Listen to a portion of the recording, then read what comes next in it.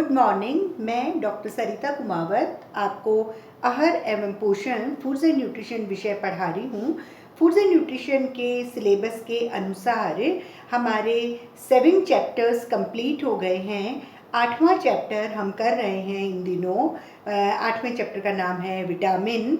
और विटामिन चूँकि 2 प्रकार के होते हैं, वसा में घुलनशील विटामिन और जल में घुलनशील विटामिन। तो पहले हम वसा में घुलनशील विटामिन्स पढ़ रहे हैं। वसा में घुलनशील विटामिन 4 प्रकार के होते हैं: vitamin A, vitamin D, vitamin E, vitamin के।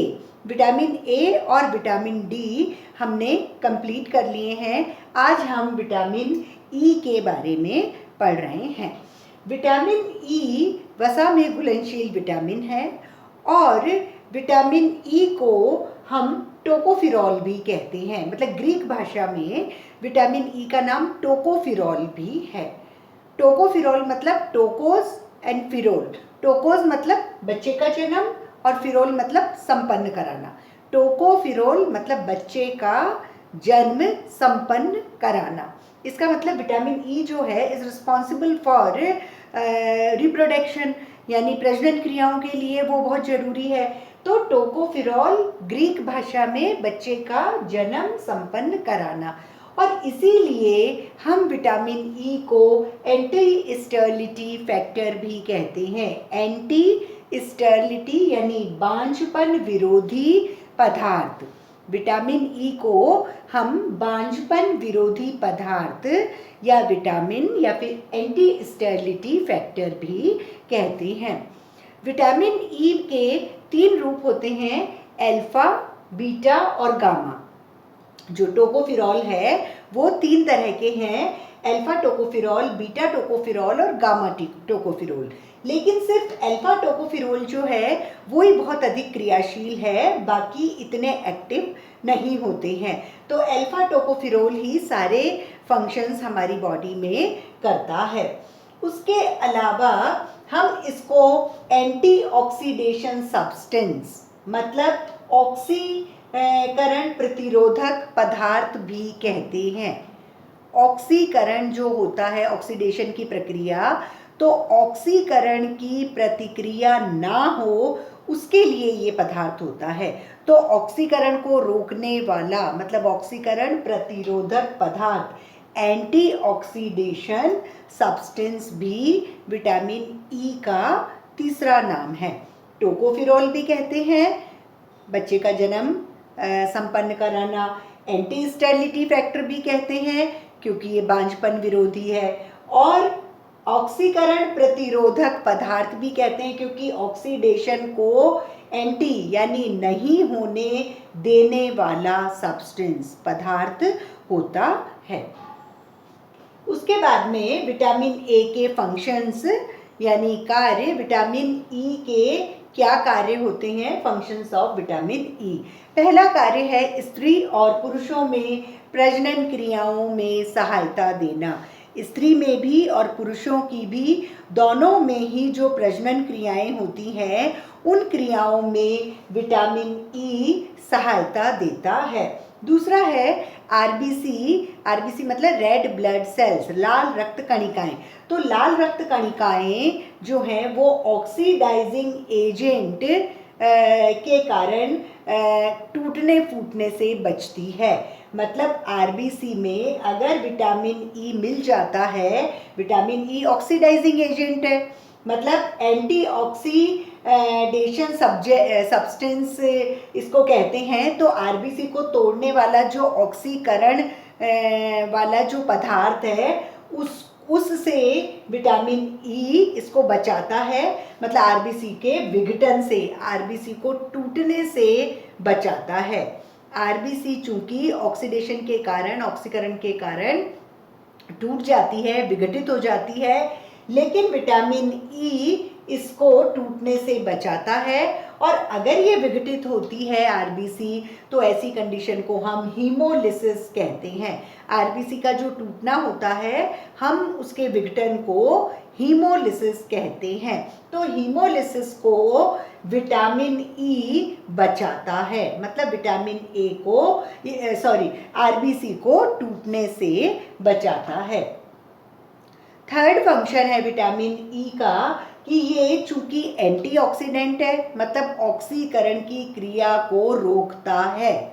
एंटीऑक्सीडेंट है, इसलिए जब विटामिन ए का ऑक्सीडेशन होता है, जब विटामिन ए का ऑक्सीडेशन मतलब ऑक्सीकरण, तो जब विटामिन ए का ऑक्सीकरण होता है तो vitamin E as a antioxidant use होता है और ऑक्सीडेशन को रोकता है और विटामिन ए को बचाता है।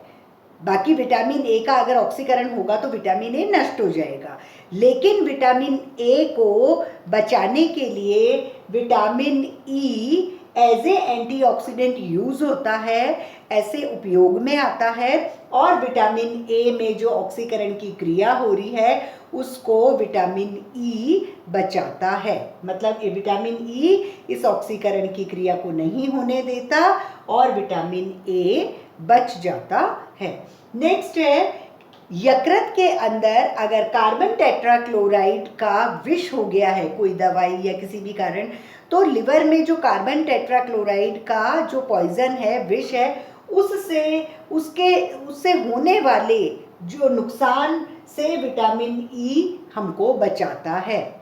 यकृत में अगर कोई विष से नुकसान हो रहा है, कौन सा विष, कौन सा पॉइजन, कार्बन टेट्राक्लोराइड, तो अगर कार्बन टेट्राक्लोराइड नामक पदार्थ से, उसके विष से नुकसान हो रहा है यकृत को, तो विटामिन ई यकृत को बचाता है। नेक्स्ट फंक्शन है कि हमारी कोशिकाएं और जो हमारे ऊतक होते हैं उनमें असंतृप्त वसीय अम्ल पाए जाते हैं। असंतृप्त वसीय अम्ल मतलब अनसैचुरेटेड फैटी एसिड। जब मैंने फैट पढ़ाया था तो वहाँ बताया था कि फैट्स जो हैं वो 3 तरह के हैं, सिंपल, लिपिड, कंजुगेटेड और डिराइव्ड। डिराइव्ड जो थे उनमें फैटी एसिड्स थे, ग्लिसरॉल था और स्टीरॉल्स थे। तो जो ये फैटी एसिड हैं वो 2 तरह के हैं, एक संतृप्त वसीय अम्ल, एक असंतृप्त वसीय अम्ल। तो ये जो असंतृप्त वसीय अम्ल हैं, वसा का ही एक भाग, ये हमारी कोशिकाओं और ऊतकों में पाए जाते हैं। लेकिन क्या होता है कि असंतृप्त है, इसलिए उनकी जो असंतृप्त जगह होती है ना, जहाँ कार्बन की एक जगह है जहाँ कोई भी तत्व नहीं मिला हुआ है, तो चूंकि वो असंतृप्त है इसलिए वहाँ ऑक्सीजन आके मिल जाता है।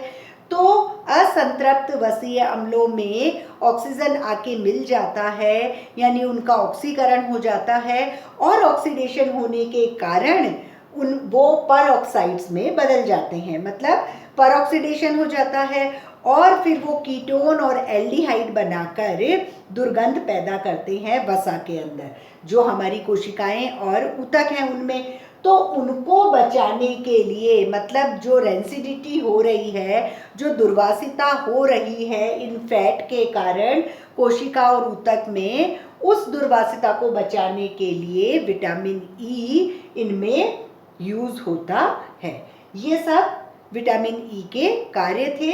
नेक्स्ट है सोर्सेज ऑफ विटामिन ई, स्रोत। विटामिन ई किन भोज्य पदार्थों में पाया जाता है? विटामिन ई सबसे ज़्यादा हमको एक वर्ड याद रखना है, जर्म ऑयल। जर्म, GERM और OIL, जर्म ऑयल मतलब भ्रूण, जो अंकुर का तेल होता है। कोई भी चीज़ की गुड़ी होती है ना, भले ही वो मक्का है, गेहूं है, उसमें सबसे अंदर का जो पार्ट होता है उसके अंदर, तो अगर गेहूं का है तो व्हीट जर्म ऑयल, यानी गेहूं का अंकुर का तेल, जिससे अंकुर बनता है, पेड़ नया बनता है ना, उसका जो तेल होता है उसमें विटामिन ई पर्याप्त मात्रा में हमें पाया जाता है। मतलब अगर हम दलिया खाएंगे, सूजी खाएंगे या फिर साबुत गेहूं और ये सब खाएंगे तो भी हमको ये विटामिन ई मिल जाता है। तो इनका मेन जो स्रोत है, बेस्ट सोर्सेज जो होते हैं वो है गेहूं का अंकुर तेल, मक्का का अंकुर तेल, मतलब व्हीट जर्म ऑयल, मेज जर्म ऑयल, ये बेस्ट सोर्सेज हैं। और मीडियम सोर्सेज जो होते हैं, मध्यम सोर्सेज स्रोत, वो है वनस्पति तेल। जो भी हम वनस्पति तेल, तिल का है, मूंगफली का है, कोकोनट, जो भी हम खाएंगे वो हमारे लिए मध्यम स्रोत होते हैं। फिर एक सामान्य होते हैं कि भाई थोड़ा कम होता है, उनमें अनाज है या फिर प्राणिज भोज्य पदार्थ है, जो भी है, अंडा, दूध, मांस, मछली, उनमें विटामिन ई बहुत कम मात्रा में पाया जाता है। और फ्रूट्स एंड वेजिटेबल्स में बहुत कम, नील के समान विटामिन ई पाया जाता है। फ्रूट्स एंड वेजिटेबल में विटामिन ई नहीं पाया जाता या फिर बहुत ही नेग्लिजिबल अमाउंट में पाया जाता है। इस प्रकार ये स्रोत हुए। अब नेक्स्ट है विटामिन ई के कमी के प्रभाव, deficiency symptoms of vitamin E. अगर विटामिन ई कम होता है तो कुछ बीमारियां और कुछ लक्षण दिखाई देते हैं, जो हमारे फंक्शन हैं उन्हीं को रिलेट करके हम यहाँ बात करेंगे। जैसे ये प्रजनन अंगों की क्रियाओं को करवाता है, तो कमी के प्रभाव में लिखेंगे कि प्रजनन अंग काम नहीं कर पाएंगे अगर विटामिन ई की कमी होगी तो। और अगर प्रजनन अंग काम नहीं कर पाते हैं प्रॉपरली तो बांझपन हो जाता है, स्टर्लिटी हो जाती है। फिर सेकंड जो इसका सिम्टम है वो है जो एम्ब्रियो होता है, भ्रूण होता है, वो गर्भावस्था में ही उसकी मृत्यु हो सकती है विटामिन ई की कमी के कारण। तीसरा इसका सिम्टम है मांसपेशियां कमजोर होकर टूटने फूटने लगती है। चौथा फंक्शन है, चौथा इसका कमी का प्रभाव है, यहाँ हमने बताया था आरबीसी को टूटने फूटने से बचाता है, तो हम यहाँ कहेंगे कि जो विटामिन ई कमी है, इसकी डेफिशिएंट है, तो आरबीसी का विघटन हो जाता है, आरबीसी टूट जाती है और ऐसी कंडीशन को हम हीमोलिसिस कहते हैं। फिर नेक्स्ट है पुरुषों में शुक्राणु उत्पन्न करने वाली जो कोशिकाएं हैं वो टूट जाती हैं। विटामिन ई की जब कमी होती है तो पुरुषों में जो स्पर्म्स पैदा करती है वो कोशिकाएं, वो सेल्स टूट जाती हैं, स्पर्म्स पैदा नहीं हो पाते और पुरुषों में बांझपन यानी पुरुषों में स्टर्लिटी हो जाती है। और लास्ट है विटामिन ई का topic, RDA of vitamin E. Vitamin E को हमें दैनिक कितना उपयोग में लाना चाहिए, कितनी आवश्यकता होती है? तो विटामिन ई जो है वो हमको संतुलित भोजन से, संतुलित आहार यानी बैलेंस डाइट से मिल जाता है। इसका मतलब ये है कि बैलेंस डाइट मतलब अगर आप जितना हमको डेली के लिए कार्बोहाइड्रेट, फैट, प्रोटीन या फिर विटामिन ए या फिर आयरन, कैल्शियम, इन सबको अगर हमने हमारे आरडीए के मुताबिक भोज्य पदार्थों को लेके और जो हमारी थाली में संतुलित भोजन आया है उसमें रख रखा है, तो हमको विटामिन ई की कभी भी कमी नहीं होती है। क्योंकि अगर संतुलित भोजन, बैलेंस डाइट कोई खाता है तो उसे प्रॉपर जितना हमको विटामिन ई की ज़रूरत होती है उतना पर्याप्त विटामिन ई व्यक्ति को मिल जाता है। तो ये सब था विटामिन ई के बारे में। वापस से इसको मैं ब्रीफ करती हूँ। विटामिन ई वसा में घुलनशील फैट सॉल्युबल विटामिन है। विटामिन ई का नाम टोकोफिरॉल है। टोकोस मतलब ग्रीक भाषा में बच्चे का जन्म, फिरोल मतलब संपन्न कराना। विटामिन ई का एक और नाम है एंटीऑक्सीडेंट फैक्टर, क्योंकि ऑक्सीडेशन को, ऑक्सीकरण को रोकता है। एक और नाम है एंटी स्टेरिलिटी फैक्टर, मतलब ये बांझपन विरोधी विटामिन भी कहते हैं, बांझपन को ये रोकता है। और जो टोकोफिरॉल है उसके 3 रूप होते हैं, अल्फा टोकोफिरॉल, बीटा टोकोफिरॉल और गामा टोकोफिरॉल, लेकिन अल्फा टोकोफिरॉल ही सबसे ज़्यादा हमारे लिए एक्टिव होता है। नेक्स्ट है functions of vitamin E. Vitamin E स्त्री और पुरुष के प्रजनन जो क्रियाएं हैं उसमें मदद करता है, आरबीसी को टूटने से बचाता है, एंटीऑक्सीडेंट के रूप में काम करता है तो विटामिन ए भी बच जाता है। यकृत में अगर कार्बन टेट्राक्लोराइड का विष से नुकसान हो रहा है तो उससे भी बचाता है। और हमारी कोशिकाओं और ऊतक में जो असंतृप्त वसीय अम्ल हैं जो कि परऑक्साइड्स बनके और रेंसिड हो रहे थे, दुर्वासिता हो रही थी, तो उससे भी हमको एंटीऑक्सीडेंट करके और विटामिन ई से ये हमें बचाता है। नेक्स्ट है sources of vitamin E. Vitamin E हमेशा जर्म ऑयल में, अंकुर तेल में पाया जाता है। अगर गेहूं में पाया जाता है तो व्हीट जर्म ऑयल, गेहूं का अंकुर तेल, मक्का का अंकुर तेल, ये बेस्ट सोर्सेज होते हैं विटामिन ई के। वनस्पति तेल मीडियम सोर्सेज होते हैं और जो सामान्य है वो अनाज और प्राणिज भोज्य पदार्थ है। लेकिन फ्रूट्स एंड वेजिटेबल्स में बहुत ही कम मात्रा में विटामिन ई हमें प्राप्त होता है। नेक्स्ट है डिफिशियंसी ऑफ विटामिन ई, कमी के प्रभाव। अगर विटामिन ई कम होता है तो प्रजनन अंग ठीक से काम नहीं करते और बांझपन आ जाता है, भ्रूण की गर्भावस्था में ही मृत्यु हो जाती है, मांसपेशियां कमजोर होकर टूटने फूटने लगती है, आरबीसी टूट जाती है, आरबीसी का विघटन हो जाता है, हीमोलिसिस हो जाता है और पुरुषों में स्पर्म यानी शुक्राणु उत्पन्न करने वाली कोशिकाएं टूट जाती हैं और स्पर्म पैदा नहीं होते और बांझपन यानी पुरुषों में स्टर्लिटी हो जाती है। फिर नेक्स्ट और लास्ट है RDO vitamin E. Vitamin E का दैनिक आवश्यकता, तो विटामिन ई की दैनिक आवश्यकता हमें बैलेंस डाइट, जो हमारे संतुलित भोजन हम डेली करते हैं उससे हमें प्राप्त हो जाता है। इसके लिए अलग से ऐसा कुछ भी लेना नहीं पड़ता, लेकिन जो बैलेंस डाइट ही नहीं खाता है तो उसको विटामिन ई की कमी हो सकती है। बाकी जो बैलेंस डाइट संतुलित आहार लेता है उसमें विटामिन ई की कमी नहीं होती है। इस प्रकार विटामिन ई कंप्लीट हो गया। अब नेक्स्ट टर्न पे विटामिन के लेंगे। Thank you.